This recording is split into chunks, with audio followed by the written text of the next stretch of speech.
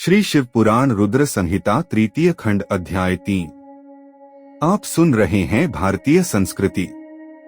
देवताओं का हिमालय के पास जाना और उनसे सत्कृत हो उन्हें उमाराधन की विधि बता स्वयं भी एक सुंदर स्थान में जाकर उनकी स्तुति करना। नारद जी बोले, महामते, आपने मेना के पूर्व जन्म की यह शुभ एवं अद्भुत कथा कही है।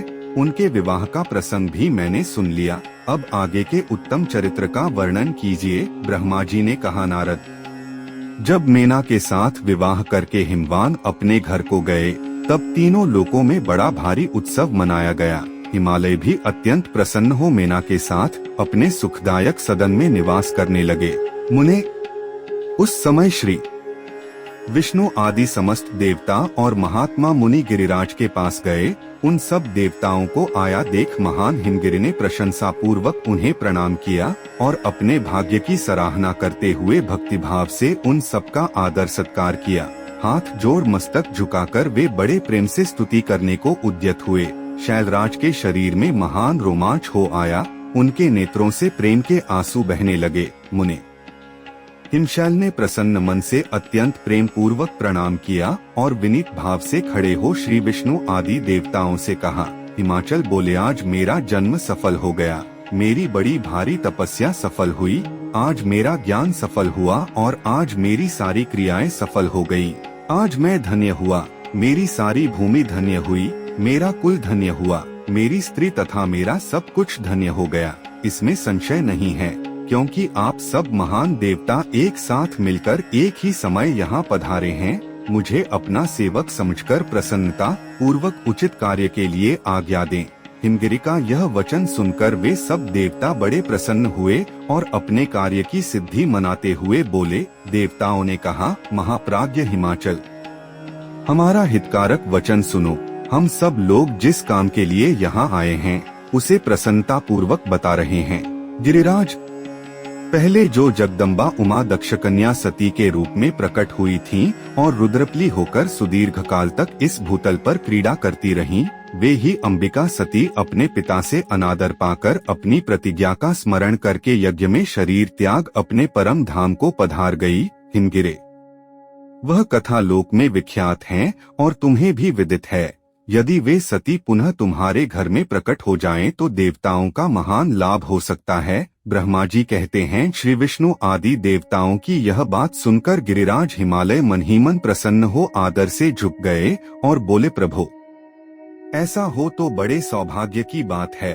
क्रमशः नमः शिवाय। श्री शिव पुराण रुद्र संहिता तृतीय खंड अध्याय 3। तदंतर वे देवता उन्हें बड़े आदर से उमा को प्रसन्न करने की विधि बताकर स्वयं सदाशिव पली उमा की शरण में गए। एक सुंदर स्थान में स्थित हो समस्त देवताओं ने जगदम्बा का स्मरण किया और बारंबार प्रणाम करके वे वहां श्रद्धा पूर्वक उनकी स्तुति करने लगे।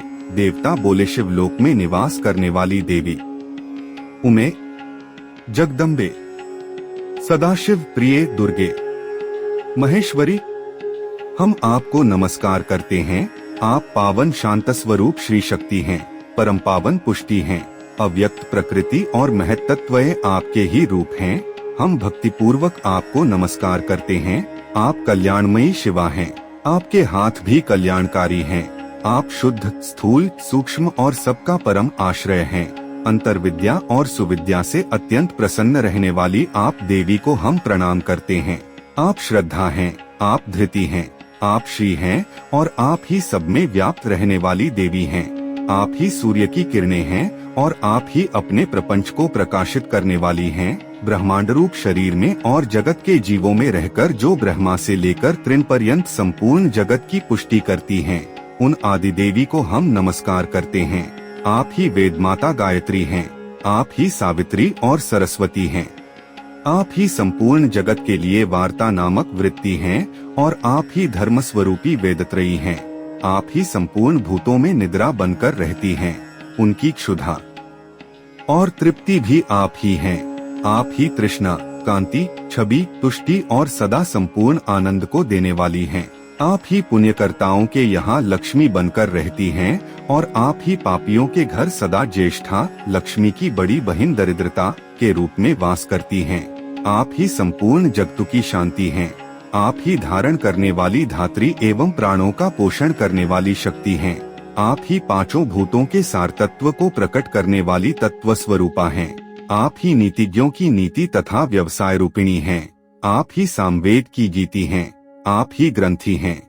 आप ही यजुर मंत्रों की आहुति हैं। वेद की मात्रा तथा अथर्व वेद की परम गति भी आप ही हैं, जो प्राणियों के नाक, कान, नेत्र, मुख, भुजा, वक्षस्थल और हृदय में धृति रूप से स्थित हो सदा ही उनके लिए सुख का विस्तार करती हैं, जो निद्रा के रूप में संसार के लोगों को अत्यंत सुभग प्रतीत होती हैं। वे देवी उमा जगत की स्थिति एवं पालन के लिए हम सब पर प्रसन्न हो। इस प्रकार जगतजननी सती साध्वी महेश्वरी उमा की स्तुति करके अपने हृदय में विशुद्ध प्रेम लिए वे सब देवता उनके दर्शन की इच्छा से वहां खड़े हो गए।